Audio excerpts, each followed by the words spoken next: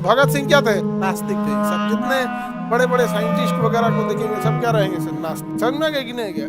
आस्तिक लोग का अलग थोड़ा सा है। बीमारी सब समय का खेल है, मानव कठपुतली है, नसीब में लिखे चीज को नहीं मिटा सकते, नसीबे में था बीमारी, गरीबी ठीक हो जाएगा, नहीं समझ में गया? उस तरह बैठे रहते ना। आज एक्सरे का खोज हुआ रहता, ना सीटी स्कैन, ना MRI, ना साइक्लोट्रॉन, ना कैंसर की दवा, ना कुछ। ये सब बढ़िया आविष्कार किया है।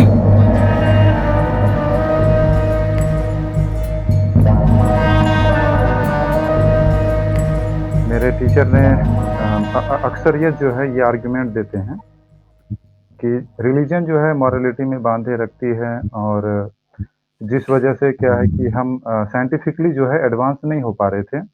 तो वो कहें कि अर्ली इस्लाम के समय में ज़रूर हुआ था, लेकिन बाद में फिर जैसे जैसे साइंटिफिक एडवांसमेंट रुक गया था, फिर इससे क्रिश्चियनिटी में भी ऐसा हुआ, हिंदुइज्म में भी अर्ली टाइम पे हुआ था। तो उनका कहना है, वो बार बार ये आर्गुमेंट देते हैं, और साथ में ये भी कहते हैं कि कोई गॉड नहीं है, उसको प्रूफ करने के लिए वो ये अपनी आर्गुमेंट थोड़ा सा समझाइए कि रिलीजन क्या करता है, मोरालिटी देती है लेकिन साइंटिफिक एडवांसमेंट नहीं देती। हाँ, मोरालिटी की वजह से जो है, क्योंकि मोरालिटी के बंधन में बंधे होने के कारण साइंस में लोग आगे नहीं बढ़ पाते हैं। उनकी जो दिमाग है वो बस दकियानुसी हो जाती है, एक फिक्स जगह तक बैठ जाती है, ऐसा तो उनका यानी आर्गुमेंट उनका रहता कहना ये है कि मोरालिटी जो है वो दकियानुसी चीज है, मोरल नहीं होना चाहिए बंदे को। हाँ, मतलब शादी वगैरह का कॉन्सेप्ट भी गलत है, मतलब लिव इन रिलेशनशिप सही है, ये है वो है, और फिर एथिस्टिक का जो लॉजिक लिविंग होता है। रिलेशन में कौन सी साइंस है भाई? जरा साइंस बताएं, इसके पीछे कौन सा फार्मूला है? Theory of relativity? हाँ, नहीं, उन्होंने इस पर मैंने जब कहा कि थ्योरी ऑफ इररिलेटिविटी है तो हाँ, मैंने इस पे जब कहा तो उन्होंने कहा कि जब देखिए लड़कियां बाहर आई और ये सब जब समाज के नियम टूट रहे हैं, तो आज देखिए साइंस कितना एडवांस हो रहा है, लोग आगे बढ़ रहे हैं, और रिलीजियस तो इतना समय से रूल किया, कहाँ एडवांस हो पाए। तो उन्होंने ये दलील दी, और उन्होंने ये भी कहा, और ये हालांकि ये ईश्वर नहीं है, उस पर उन्होंने लॉजिक दिया कि पूरे यूनिवर्स में हर चीज अनसर्टेन है। नहीं, देखें, एक मिनट, ये दो अलग अलग सवाल है। अभी एक ही पर बात करते हैं। उन्होंने कहा कि भाई रिलीजन ने इतने दिनों तक रूल किया तो कोई साइंटिफिक तरक्की नहीं थी, अब साइंटिफिक एडवांसमेंट हुआ है। मुझे एक बात बताइए कि कौन सा ऐसा रिलीजन है कि जिसने साइंटिफिक एडवांसमेंट को ये कहा हो कि ये गलत है, खुसूसन इस्लाम के ताल्लुक से? हम तो इस्लाम को रिप्रेजेंट कर रहे हैं यहाँ पर। ये कहो कि नहीं, ये जो साइंटिफिक एडवांसमेंट है, गाड़ियां बनाना है, कंप्यूटर बनाना, जहाज बनाना, ये सारे के सारे हराम है, इस्लाम में कहाँ है? नहीं, ये मतलब उनका कहना है कि इवॉल्व जो पिछले लास्ट 300 ईयर में हुआ है, तो वो पहले नहीं हो पाया था उतना ज्यादा, ये वो कह रहे थे। तो इससे क्या है कि मतलब थोड़ा एथियस्ट की तरफ, एथिज्म की तरफ जो है माइंड ज्यादा हो जाता है।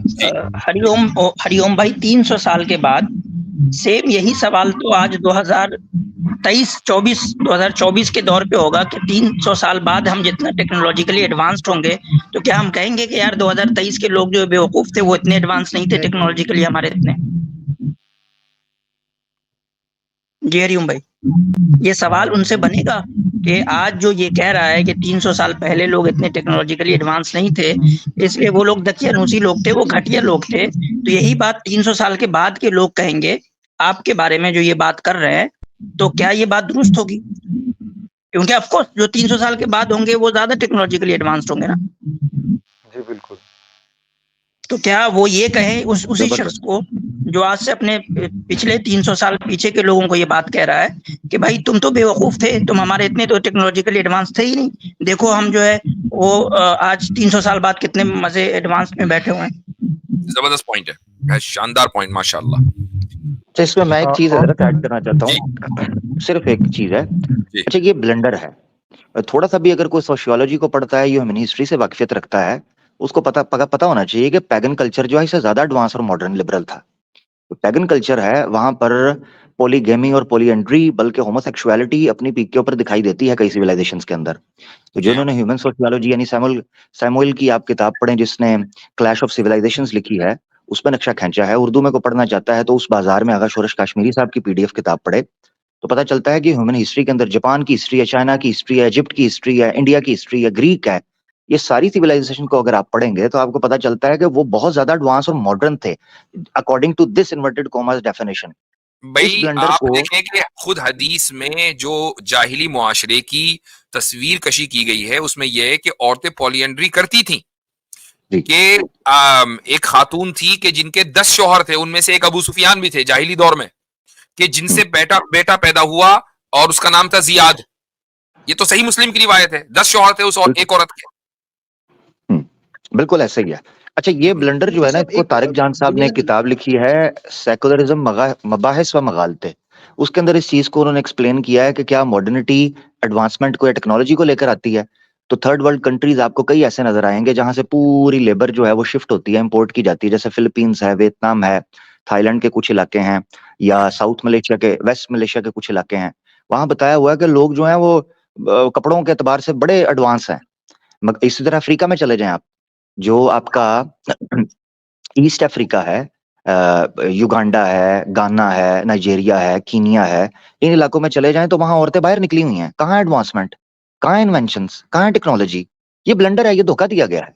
फॉल ऑफ नेशन पढ़ लें, उसके अंदर एक्सप्लेन किया सबसे ज्यादा सेक्युलरिज्म और लिबरलिज्म बॉत्सवाना में है। अब बताइए कहाँ तरक्की है? हाँ बिल्कुल। नहीं, असल में मुफ्ती साहब ये जो बात करते हैं ना हमारे कैसर भाई, सॉरी अमित भाई, जो बात करते हैं हमारे कैसर भाई कि हम लोगों का जो पाला है ना, ये असली में जाहिलों से पड़ा है।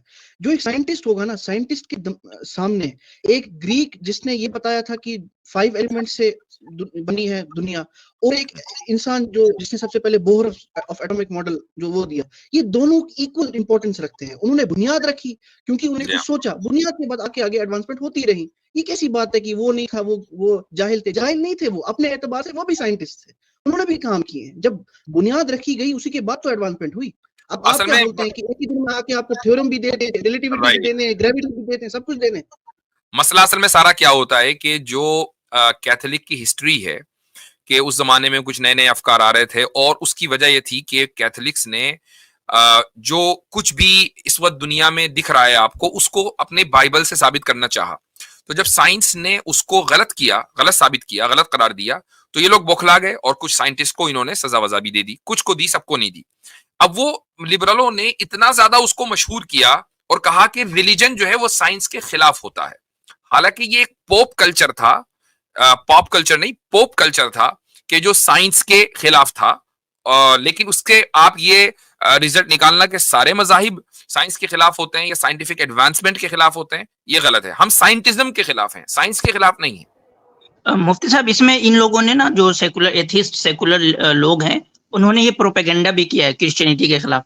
क्रिश्चियनिटी ने जो कुछ भी उनके खिलाफ किया है वो साइंसी बुनियादों पे किया है। मिसाल के तौर पे गैलीलियो ने कहा कि जमीन जो है वो घूमती है, तो उसका रद्द उन्होंने साइंटिफिक एक्सपेरिमेंट के जरिए किया। उन्होंने ऐसा नहीं है कि उन्होंने कहा सिर्फ और सिर्फ बाइबल को पेश किया, उन्होंने बाइबल के साथ साथ अपने साइंटिफिक एक्सपेरिमेंट को भी पेश किया कि भाई तुम्हारी थ्योरी को अगर हम मान लें तो फिर तो ये दुनिया एग्जिस्ट ही नहीं करनी चाहिए। फिर उन्होंने कई सारे एक्सपेरिमेंट करके भी उनको दिखाए, और ये बात उस वक्त तक फिर काबिल कबूल नहीं हुई जब तक कि न्यूटन ने आके ग्रेविटी का थ्योरी नहीं दिया। तब तक वो जो गैलीलियो के ऊपर जो इश्कालात थे वो हल नहीं हुए। तो ये इन लोगों ने भी प्रोपेगेंडा किया कि बस क्रिश्चियनिटी को एज अ रिलीजन वर्सेस मजहब दिखाना, बल्कि वो साइंस वर्सेस साइंस ही था।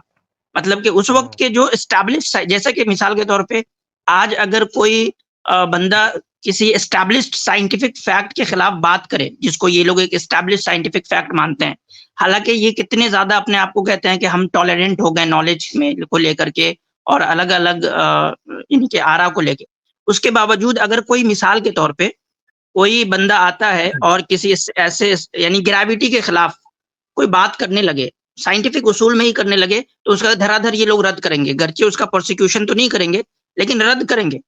तो उस वक्त उन्होंने ऐसा ही किया, वो उनको यानी कि उन्होंने साइंटिफिकली उसका रद्द भी किया। उसमें एक रिलीजियस एंगल भी था जिसकी वजह से उनका प्रोसिक्यूशन भी हुआ।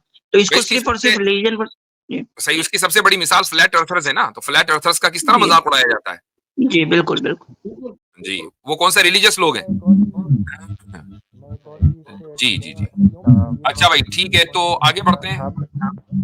मेरा दूसरा पॉइंट हरिओम, एक सवाल है हरिओम साहब, अब मैं फिर आपको अगली मर्तबा लूंगा, ठीक है। सर मेरा सिर्फ एक सवाल ये दे दें। वो एक ही सवाल तो था ना, मैं हर एक देखा पिछली मर्तबा वाले के साथ जुल्म हो जाएगा। वो भी यही कह रहा था कि एक सवाल और है। जी, तो अगली मर्तबा इंशाल्लाह हरिओम की बात पे एक चीज ऐड करना चाहूंगा, बस एक हरिओम की बात पे ना। सर थोड़ा टाइम नहीं रहता, अगर आप ले लेते हैं तो। देखिए हरीम भाई थोड़ा सा मजबूरी समझे, बहुत सारे कॉलर हैं, सबके साथ हमें नाइंसाफी नहीं करनी है, ठीक है? एक कॉल हम सवाल ले रहे हैं, वरना फिर दूसरों के साथ नाइंसाफी हो जाएगी। जी, आप बिरादर दावा कुछ कह रहे थे? हाँ, मैं कह रहा हूँ हरिओम, ये पॉइंट समझो कि है ना, मटेरियल डेवलपमेंट को साइंटिफिक डेवलपमेंट नहीं समझो। 300 साल में मटेरियल डेवलपमेंट बहुत हुई है, कोई इनकार नहीं करता। लेकिन देखो, जैसे अभी हम हेलीकॉप्टर देखते हैं, क्या डेवलपमेंट है, इतना कोई इंटेलिजेंट बंदा होगा। लेकिन समझो जिस बंदे ने मोटर बनाई है सबसे पहली, वो ज़्यादा बड़ा इंटेलिजेंट था, वो ज़्यादा उसने साइंटिफिक रेवोल्यूशन की है, उसने ज़्यादा साइंटिफिक डेवलपमेंट किया है। क्यों? उसके पास कुछ बुनियाद ही नहीं थी जिससे वो चीज़ इजाद कर सके। लेकिन जो हेलीकॉप्टर बना रहे, जो विंड टरबाइन बना रहे, जो भी, उन सबके पास वो उसूल है, वो बुनियाद है। वैसे ही जब हम टेलीस्कोप देखते हैं, ये जो सारी डिस्कवरीज हो रही हैं, जो बिग बैंग की हो रही है, जो हम लोग गैलेक्सीज कर रहे हैं, हमें टेलीस्कोप की हमें जरूरत पड़ती है। ये जो लेकिन लेंस है, वो इब्न अल हैथम ने क्या बोलते हैं, उसकी बुनियादें खड़ी की हैं। तो इब्न अल हैथम जो मुसलमान था, जिसने इस्लाम के दायरे में रह के ही, इस्लाम से ही मोटिवेट होके ये सारी चीजों की डिस्कवरी करी है, तो वो ज्यादा बड़ा साइंटिस्ट था, वो ज्यादा उसने साइंटिफिक डिस्कवरी की है, उसने ज्यादा साइंटिफिक डेवलपमेंट किया है, कि उसने वो बुनियाद क्रिएट की है जो बुनियाद थी नहीं। उस बुनियाद पर कुछ मटेरियल डेवलपमेंट करना, वो कम साइंटिफिक रेवोल्यूशन है कंपेयर टू वो बुनियाद बनाना। तो ये चीज समझो कि मटेरियल डेवलपमेंट जो हुई है ना 300 साल में, इसको तुम साइंटिफिक डेवलपमेंट नहीं समझो। सही, सही। मुफ्ती साहब, इसमें बस मैं एक लास्ट पॉइंट ऐड करना चाहता हूँ, वो ये कि हमारे अंदर ये हिम्मत होनी चाहिए, अब कम से कम अब तो कर लें, कि ये पूछें कि क्या scientific advancement itself is a good thing, कि क्या साइंटिफिक एडवांसमेंट के नाम पे जो कुछ आ जाएगा सब की सब चीजें अच्छी ही होगी। ये करेज नहीं है लोगों के अंदर, ये करेज लाएं आप कि पूछें सही कि बात। क्या साइंटिफिक एडवांसमेंट है तो क्या मतलब कि वो अच्छी है अपने आप में, वाकईतन कोई अच्छी चीज है। ये भी बड़ा अहम पॉइंट है कि अब देखें, रिलीजियस मोरालिटी नहीं थी तो उन लोगों ने, जिन्होंने साइंटिफिक एडवांसमेंट की, तो उन्होंने मिलियंस ऑफ मिलियन लोगों को मार दिया, एटम बम गिरा दिए। ये सारे के सारे साइंटिफिक एडवांसमेंट का ही तो नतीजा है ना। तो रिलीजन अगरचे मौजूद है उनमें से कुछ लोगों के पास, लेकिन रिलीजियस मोरालिटी नहीं है। आई गेस हो ठीक है गई भाई, बात इस मामले में। चलें, सही है।